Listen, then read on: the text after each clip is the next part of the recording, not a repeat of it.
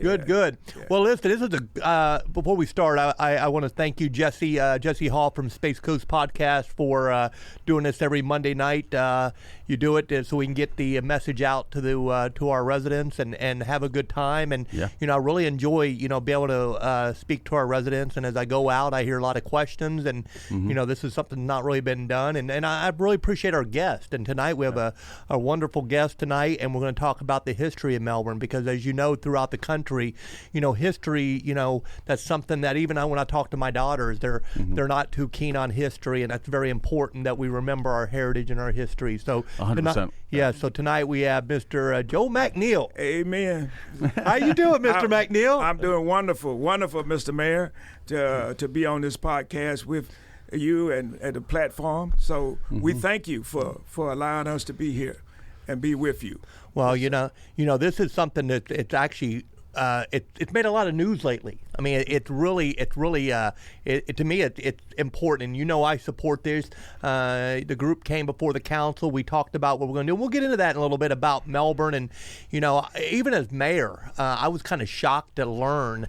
And I grew up here of how Melbourne, who founded Melbourne, because there's always rumors this person or that person, and Melbourne was named after from the postmaster of Melbourne, Australia. But that's not who founded Melbourne. Is that correct? That is absolutely correct. There were three founders credited with founding Crane Creek, which later was in 1880 was named Melbourne. And those individuals was Peter Wright, Balin Allen, and Wright brothers. Yep. And they are credited as the founders of Crane Creek, later becoming Melbourne. Well, and Crane Creek is just, if people don't know, is just south of downtown Melbourne. It's the water there. All that was considered. It's considered Crane Creek. It's still named Crane Creek. It's Crane Creek. Yes. Yeah. It's still there. And where all of the boats basically come into and the pier and dock there, just east of the bridge. Yeah, that's where it all began, from the Indian River. It's an amazing place. Crane Creek, I know a couple years ago, the Founders Day, you started kind of the event down there to kind of to bring that to light. Yeah, there was. It began some 6 years ago, in which the Reverend Laws of Great Island Chapel AME Church began the Melbourne Founders Festival, or actually it was the Melbourne Heritage Founders Festival. Okay. But we renamed it just Melbourne Founders Festival. So it began then, and shortly after that, about 2 or 3 years later, the concerned citizens of South Brevard felt as though that we should honor these three men who we had little or no knowledge of at that time. Even myself, as a long-time resident, the lifelong resident of Melbourne, was unaware of the significance of these individuals until we started reading more and learning more about them. Yes. Okay. Yeah. So tell me a little bit what you learned. Well, the first thing is that we learned that they are freed slaves. Freed slave from the Civil War. From the Civil War. Yes. Yeah. They were, and initially they came here with their master on his boat, and from there they came back. Okay. Moreover, Peter Wright was the I would say the most heralded of the three. Yeah. Okay. Yeah, and then there was naturally Wright brothers and Balin Allen. Balin Allen was also responsible for, along with his wife Selena and Miss Lipscomb and Don Lipscomb. Lipscomb, they all helped build the first church, which was Greater Allen. At that time, it was named Allen Chapel, but it became Greater Allen Chapel in later life. Yes. Okay. Yeah.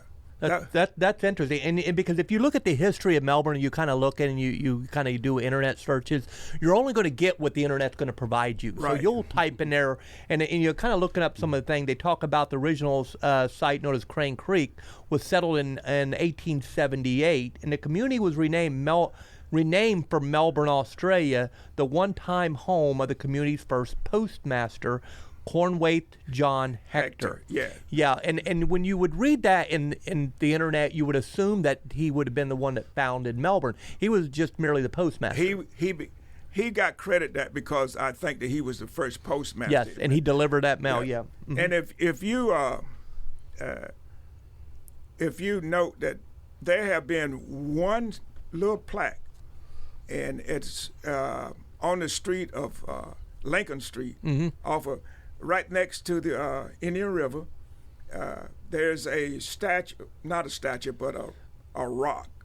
It's like a rock, plaque, yeah, with the plaque, with where Mayor Joe Mullins and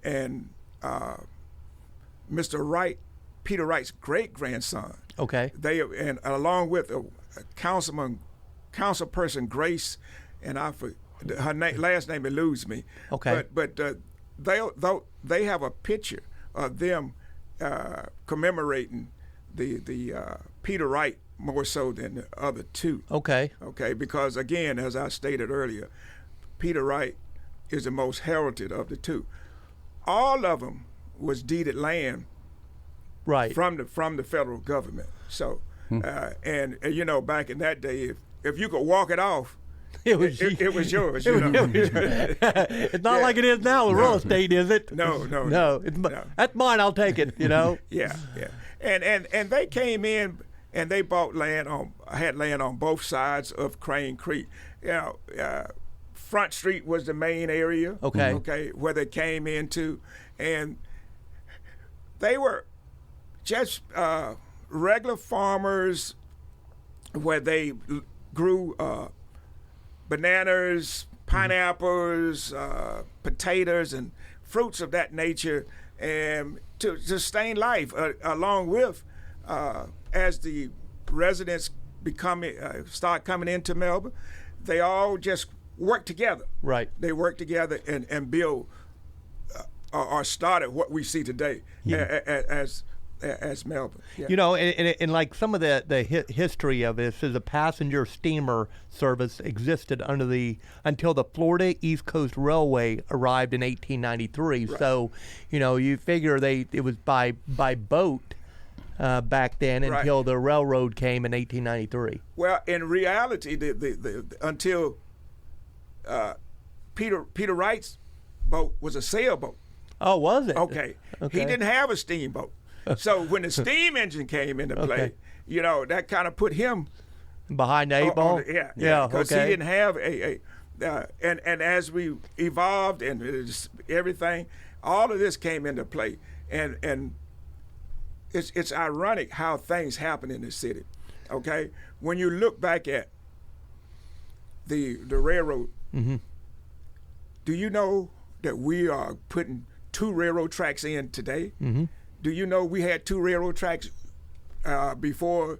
I think they took them out around 64, 65 time frame. No, yeah, I didn't know that. Oh yeah, we had really right there on the depot. For the stop here for the passenger train. Was right there. Where the depot. Depot. Yeah. Yeah. So that's Chumley's and the Regional Chamber of Commerce. They're all right there on Depot Road. Right. Yeah. All of that. Okay. But that was not the Chamber of Commerce. No, it wasn't the chamber back then. No. That building was the AMP grocery store. Really? Okay. Yeah. We have some history here now. I like that. Here we go. That was that. Did building, you shop there? We didn't have but 2. Okay. And we would walk across the bridge. Okay. To Winn-Dixie. Okay. Which was just west of Max Cash Bar. Okay. It's a dental clinic now. Right. Okay. That was the Winn-Dixie, and AMP was where the Chamber of Commerce is at today. Wow. Fascinating. Yeah. And then of course the Melbourne High School was ended up being down there, right down the road. Melbourne High School was right down. Yeah, around there. Because I guess that's where it all pretty much began. Well, now I got to share this with Here we go. I love it. Okay. I like really it. and truly. I'm a product of Stone High School. Okay. All right. I'm a graduate of 1964. Okay. That's when things wasn't as beautiful as it is today. Well, tell me about it. Because, we can't forget our past. And, Well, and you know what? And, let's face it, it was segregated. Mm-hmm.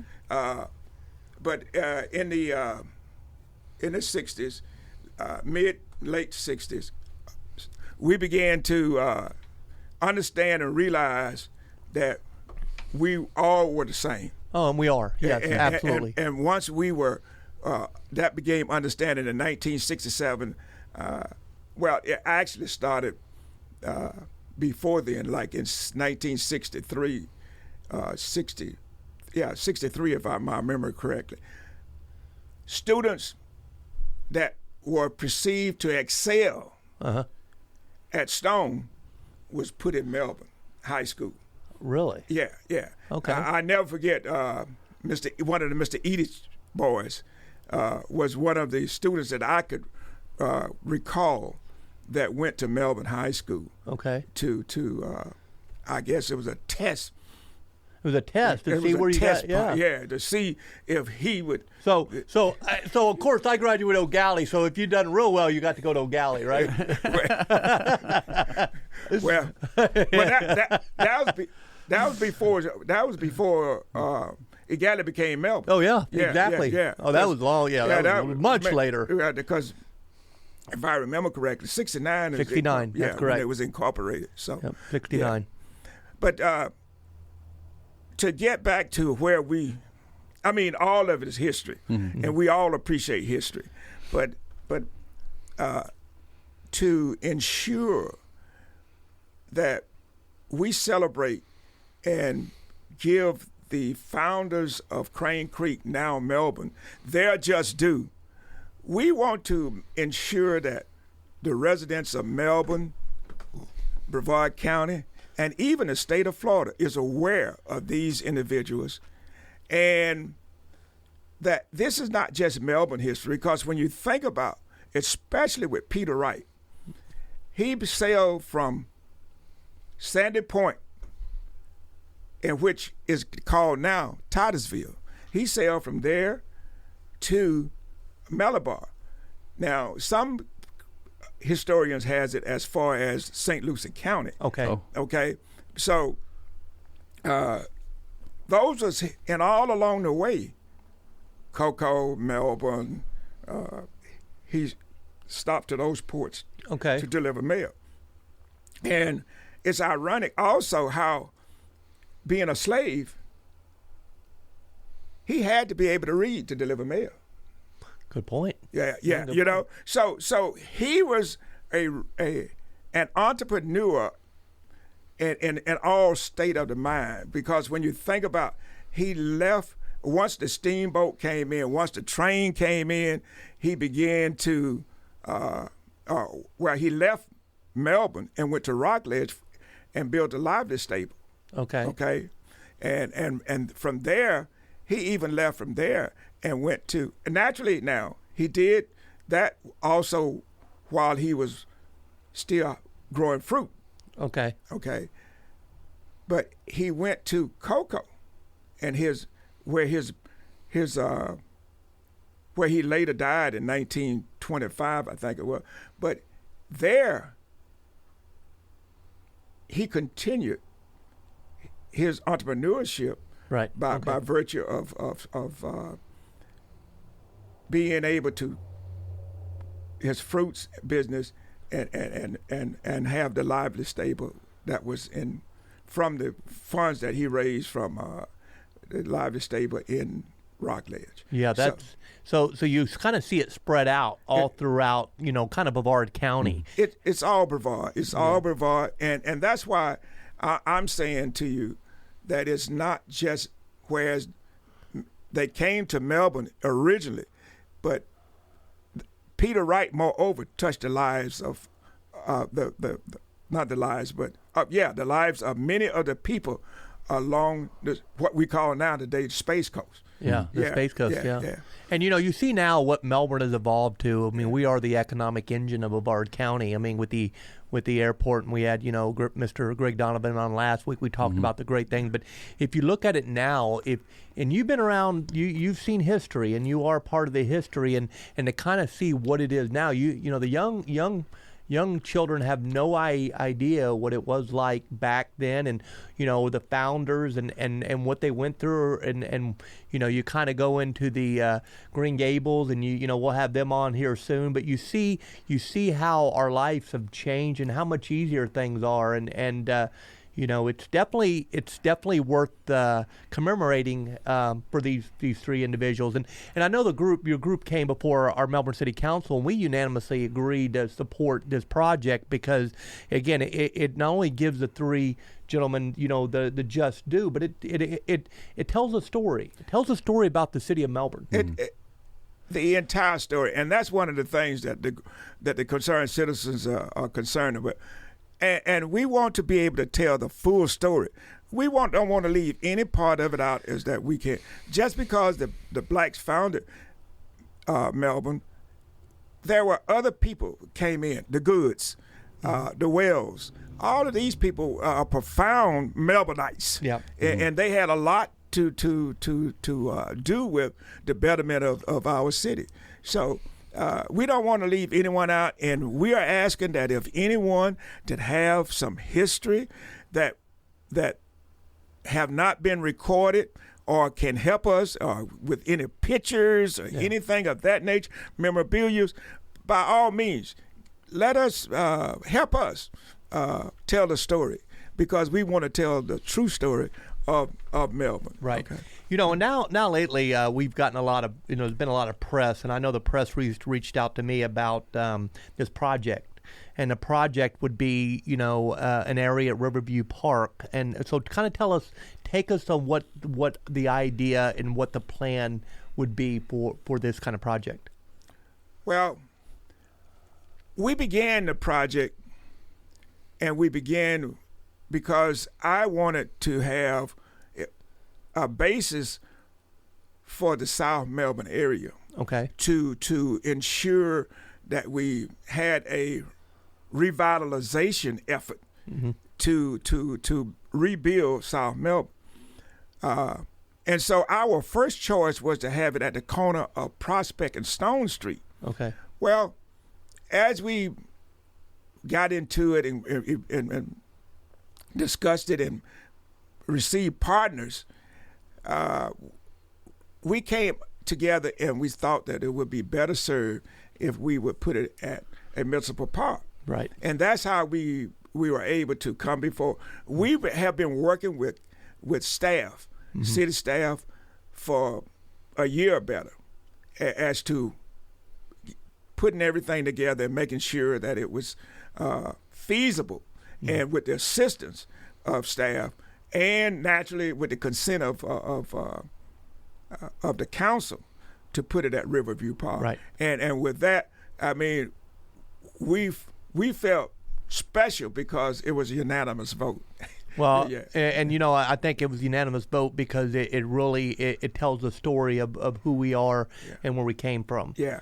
And not only that, but I look back when you said that you are a true Melbourneite, born and raised here. Yeah. I'm being one. This is our city. Yeah. We got a lot of people that have come here, assisting and making things change, but we are sons of the soil. Mm-hmm. And when you think about the sons of the soil, who else better can do things that know the history? Yeah, of course, my family came later. I look now and I see your hat there. It says Vietnam veteran, and and I thank you for your service. My father was in Vietnam. He was in the infantry, and when he left Vietnam back in around 70, that's when I was actually born in Lexington, Kentucky, and I came here like 4 months old. Okay. I mean, and then my brothers and all my other family were born here. So, but I only know Melbourne. That's all. I went to elementary, and and it's kind of it's kind of wild to drive around and see some of the things that go on. I remember I got vague memories of being, in a like preschool, and it was on Sarno Road, and then it's just Sable and Sherwood, and so this is my home, and now being mayor, I learned a lot of this, and it's very touching to me to say, look, you can be anybody you want to be in this world. You really, if you work hard, and know that free slaves came and built what is arguably the best city in the county. And growing. And we appreciate all of that, because Melbourne is a city that's like no other city. And we really appreciate what council has been doing, what you are doing. We were joking this morning and saying that you weren't joking now. No, there's no jokes here. The best mayor in the Brevard County and the state of Florida. We're gonna give you that prop today. You gonna give me that? Nice. Hey, I'll take it. You know what? Yeah. You know what? I'm very blessed to be in this position. And look, the best thing I love about this podcast, if anybody comes up and gives, and this is my podcast, so I can say what I want, but if anybody kind of gives us hell, you're one of them, and I really appreciate that. Yeah. Because when you come forward, you say, look, we're trying to address it. We actually work for the people, all of us. And what's pretty cool is you'll come and say, well, about this, and I may not agree with you, but when we're done, I mean, we high-five each other and go, look, we really, across the political spectrum, doesn't matter. We work together because we all live here and we're all family. Well, sure enough, there are some times that we have some differences, but for the good of we all come together, and there are still some issues that we still have to address, but we do wholeheartedly. We appreciate the entire council for the hard work that they are doing. Well, and if you look at it, at the end of the day, it's what we build together. I mean, again, it's kind of like when two teams play basketball or softball, they get on the field and they play hard against each other, and when they're done, they go have a cold one together. Amen. Yeah. And that's how we do it. And at no time as mayor would ever say, hey, I give people, especially if people come up against me, I give them more time because I want to hear what they have to say. Yeah. And that's how you have to operate, and not by saying, hey, you got to cut people off or something. We're all in this together. So back to our project here. That's something that our council, we discussed putting it at a park, because that's something that can be maintained with the city. And city, honestly, the city would be very honored to have that in the park. Through all of the discussions that we had, and everything that we went through, all of the staff members were positive. We really didn't understand or what to expect from the very outset, but there was some little apprehension, I think, from the very beginning. But when we started consistently pounding the doors, beating the doors down, and they were seeing that we are for real, then the staff became more in tune, wanting to help and to get us where we are today. It wasn't you, it was Miss Jones, wasn't it? Come on, go ahead. Well, let me say this. All right, go ahead. Let me say this. And you need to give a shout out to them because they worked hard. I love Miss Jones very dearly. Yes. Very dearly. Yes. and if anybody gonna knock Miss Jones, let it be me. But she has been the staple. Yes. She really have been the staple to this monument effort. Things that I leave out, she has my back. Great team. And just as a few minutes ago, she was talking to Jesse. Yeah. She was talking to Jesse of our paver project. So we are like two peas in a pot. So on this project, what are you envisioning? Kind of explain and to our listeners of what statues, or tell me about it. First and foremost, the statues are going to be on a raised platform. Okay. And they're going to be back to back on a tripod, on a triangle. Like a triangle. Okay. Yeah, and we have talked to the foundry that's in Sanford, Florida, and those 3 images going to cost about $75,000 a piece. Okay, bronze. Okay. Yeah. Wow. Now we've had some. We are exploring some cheaper costs, but we are not there yet to say because. But we are going with the suggested price and the suggestions from the foundry what we should, what the statue should be made of. And Sanford doesn't have anything like this. They don't have the history. This is Melbourne. Remember? I know that, but the reason I say that, I was a police officer in Sanford for 3 years. Oh yeah, okay. I know Sanford very well, and I know a lot of people over there. It's a good city, and they got a nice front, but it ain't Melbourne. Yeah. I left Sanford to come to work for Melbourne PD. Like, see ya. Well, when that sand get it between your toes, Yes. it's hard to leave this city. They got some big alligators over there too. Well, I'm not a wildlife man. Wildlife. Yeah. I'm gonna stay away from those. Yeah, they yeah. But the thing of it is that we are the monument gonna be enclosed by a 3/4 circle, Okay. and leading to the monument, we're gonna have a walkway with pavers, Okay. and those pavers gonna help pave the way because we're gonna ask the residents To purchase favors. to purchase pavers. Yeah. And if I have the illustration if you want to show it. let's do it. Yeah.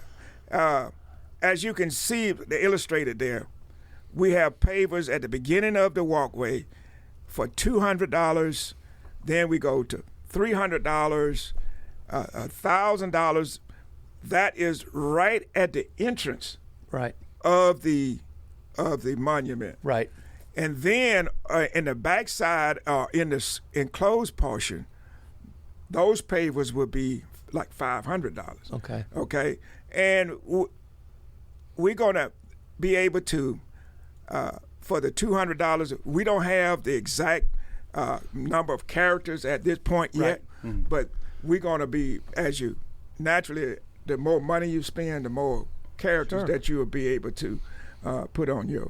Well, and I'll tell you, for a lot of people, I mean, you look at this is really, it's not tax dollars being used. This is the fact is this is something that we're initially looking at, funding and seeing, getting grants. I mean, there's a lot to this. I mean, people, I think when you get into it and say, hey, you could do it, you could, like you said, different options, and it's something that you really want to stand out because we expect people to come and visit this. And when you come there, you don't go to the Smithsonian Institute and go, oh man, they should have used marble. I mean, you go there and go, wow, that is a trip of a lifetime. And not only that, but if we can help develop the tourism, as another plus. Yeah. Okay, we're gonna have. I saw you some weeks back on the podcast with Margaritaville. Mm-hmm. So we're going to have people coming into the city. Oh, we have a lot of people coming We're in. going to have more people coming in because of The attractions. the international flights coming from England. Mm-hmm. And so all of these people, we want to keep them here in Brevard County. Moreover, Melbourne, to visit our restaurants, our places to explore. Right. So with that being said, this is just another mean for them to stay or visit.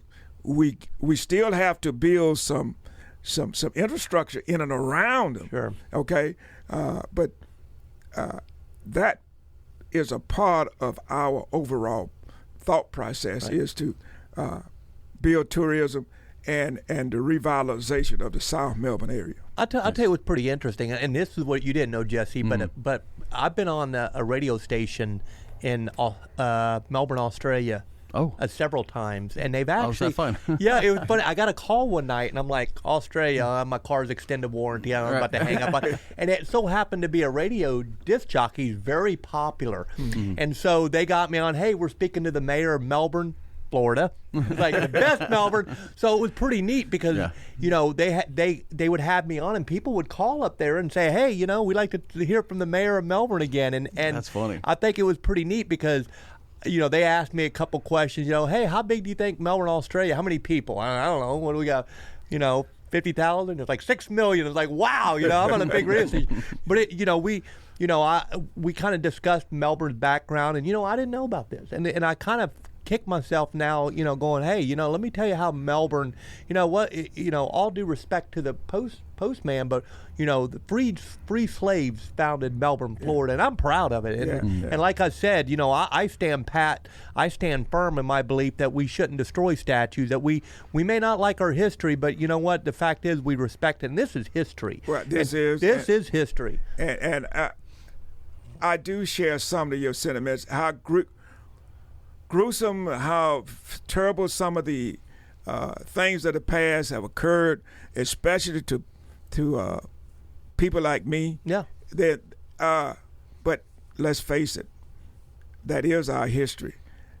So do I totally agree with moving all the statues? Again, as I stated earlier, we disagree on some things, but I think that moreover, now that I am trying to build a statue, and to reserve history, I think that I'm somewhat partial to the thought of some of these monuments being displayed. and being moved or something is one thing. Being destroyed is a whole different thing. I mean, I look at it this way. I'm not into that being destroying any kind of statue. I look at certain things, and this is just from we all have different standpoints. But I look at you, and I know your history, and I know you, and I have nothing but respect for you because I know you fought for this country. You got, growing up, it was definitely not like it is today. And by no stretch of the I remember being a kid in downtown O'Galley, and I remember Johnny's Bar, and I remember there was a segregated room in the back. Yeah. And as a kid, to think, and about then it wasn't used much, but to know that, hey, that's where we came from, and it's a terrible time in history, but we have to rejoice of where we are now, and that anybody has the ability to to be who you want to be, and frankly, when I go anyway, I look at everybody the same. Well, let me. You're talking about history, and let me share one of the things that.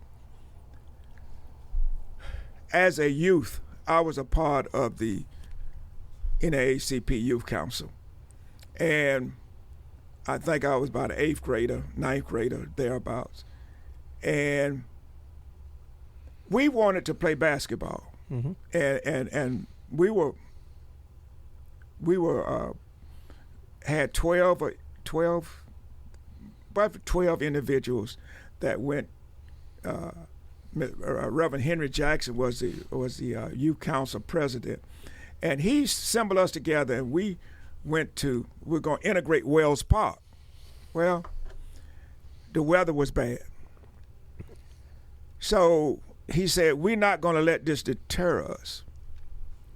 So he divided us. It was 12 of us. He divided us in 3 groups because there was 3 eateries in our first shopping center. Okay.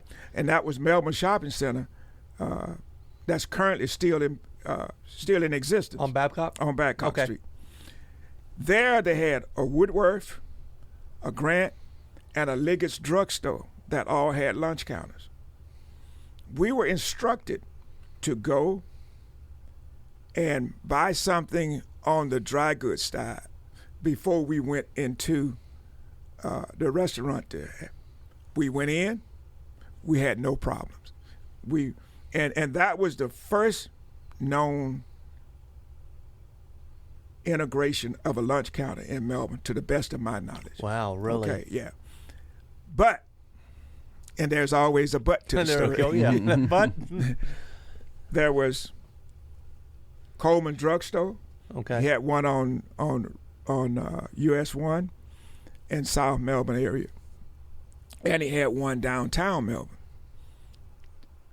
For lack of a better word, I'm going to say it this way. We caught natural hell. And not only that, But in doing so, I personally was one of those individuals who went in and had a butcher knife pulled on us. So there's a lot of the history that I really would love to share and with you all. But my main objective today is to make sure that the city, that the county, and the state of Florida is aware that we are building this monument, that we need assistance to help erect this monument, and by virtue of the pavers, that'll give the residents a better opportunity to put their name on a piece of history. Right. Sure. Now, I don't want to leave out corporate America. Now, we have did some interacting with 2 or 3 of the major corporate Americas here in the city. Mm-hmm. We want them aboard also because, let's face it, we give them amenities to come in and breaks and things. So we need them to help us also. Mm-hmm. So we're asking. There are 3. Can I grab one of those? Yes, sir. Thank you. All right. We have 3 different major Sponsorships. Yep. And they all Peter Wright sponsorship is $25,000 or more. I don't want to leave it at just $25,000. Let me share this with you also, Jeff. Oh, fair enough. We have the Wright brothers sponsorship at $25,000 or more, and the Balin Allen sponsorship at $25,000. But we have a Crane Creek sponsorship of $10,000, and the Melbourne Founders a sponsorship at $5,000. So again, individuals can donate as much as $1,000 sponsorship also. So we are just trying to hopefully meet the needs of corporate America as monetarily and some of the individuals who have been blessed more than some. Oh, absolutely. And the Yeah. fact is to have your name on a part of history. Yes, Absolutely. And for all of those sponsorships, they will have a placard on the wall that's going to be around the monuments, the 3 men themselves. Yeah. So that's a way that they can see their name forever. Yeah. And I will add though, and any resident out there wants to donate to this, and it is a 501c3. 501c3. It is a 501c3, and the fact is it's a group that is working on building our history and showcasing our heritage. You can do a custom donation, it'd be $5, $10. It doesn't matter. I totally agree. We not if whatever. I'm going to use this. I like to use this term. Whatever the Lord put on your heart, we will accept. Because everybody is not as fortunate as some other people. Sure. So we're not going to say to you, give us this or give us that. No. Or whatever the Lord put on your heart. Well, and this is something that's going to be it's monumental in the city, and I've heard nothing but wonderful things about it. I mean, our council supports it. I support it. It's very touching to me to be the mayor of the city of Melbourne, and having our history and these 3 men enshrined in the statues. Because again, this is about us. This is the city of Melbourne, and this is we're the best city there is. Mm-hmm. And I also would like to give shout-outs to both chambers, the Melbourne Chamber and the Palm Bay. Melbourne Regional, Palm Bay Chamber, yes. Yeah. And both have been very instrumental in putting the word out and getting us into positions to meet and greet people and for us to share our history with them. And I say kudos to both chambers, Melbourne Regional Chamber and the Greater Palm Bay Chamber of Commerce. So, both with great leadership. Yeah. Yep. Great leadership. You know, I'm going to throw a couple things in real quick. People, if you want to learn more about this, you can go to foundersmonument.org. .org, yes, and you will find all of the, not all, but much of the history that we have spoke about this evening. You will be able to donate to the monument from that website and learn more and more about the origin founders. Yep. Yeah. Original. Yeah. You know, and someone, matter of fact, I spoke to someone today, and she's Puerto Rican descent, and she even said, "Well, there's a monument beachside of Ponce de Leon." He goes, she even said she lives out in Palm Bay. She said, we definitely need to get these because this is really important. Yeah, right. So I heard nothing but great things, and people love this. Yeah. And I'm going to give a shout out to one of our council members who added to the fact that there was no mention of no memorabilia of the founders anywhere in City Hall. Okay, so we just got to do what we think is right, and I think that we're on the right track. Oh, we are. Right. We're on the right track without a shadow of a doubt. And the reason we are is because of the concerned citizens, you coming before council, and us working together. Right. So again, what makes this city special is honestly you and your group and all the groups. One thing for certain is teamwork makes dreams work. Yeah, and we all had it was a dream, and we're going to bring it together by working together in unity. Excellent. Yeah. You have anything, Jesse? What do you think? No, I'm just impressed because these are all new facts to me. You know, these are new names. And real quick before we go, I'm just going to pick your brain a little bit. Reading some of this, talked a little bit about the cottages and stuff, the original cottages down there near Crane Creek. Tell us a little bit about those. Well, the main cottage that we want to talk about, I think, would be the cottage that Balin Allen and Selena Wright were instrumental in. And it still it still exists today, and we are turning that particular cottage or home where the first church came out of. Okay. We're making that into a museum. And where's that located now? That museum is at the corner of Brothers Avenue and Lipscomb Street, and the work is being accomplished as of today, and we are putting timely efforts into it. Yeah. And we that is being managed by the Greater Allen Development Corporation. I'm not certain what their time frame is for completion. Okay. But they have some old artifacts, memorabilia that they're going to be putting into the museum. Okay. And and seeing that, kind of reading on that, everybody out there, you get a chance, kind of look up the history, and again, visit the website here, foundersmonument.org, and take a look at that. And it really intrigued me as the mayor. And if you can give $5, $10, or whatever, or be a corporate sponsor, it would be much appreciated. And again, we're on the right path, and in the city of Melbourne, we all work together, and that's why we come to we work for the people.